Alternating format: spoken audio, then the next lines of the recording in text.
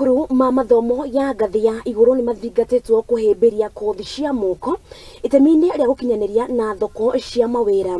Akiaria hindi ya igongona ria kuhumbwo thumbi kwa arutwo cukuru-ini wa Embu University, Mwandiki mukaru wa mathomo ma University Beatrice inyangala augite ati University thirikari ni ihariirie kwagirithia mathomo, akiuga ati ciringi bilioni makiria ma 600 nicigithitio ni undu wa mathomo maya.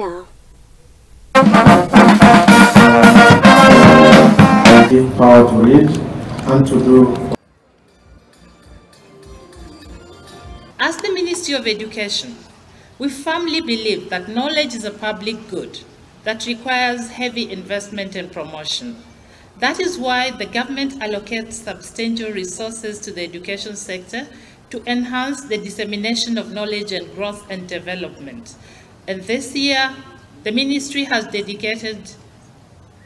has dedicated a whopping 630 billion to the Ministry of Education. That speaks volumes for the length we are willing to go as a government to improve your prospects through education. Our MP highlighted the advantages of the new funding model. And I want to confirm to you that this new funding model is the best thing that has happened since our education system was established. I have been very keen to look at the potential we have as a country.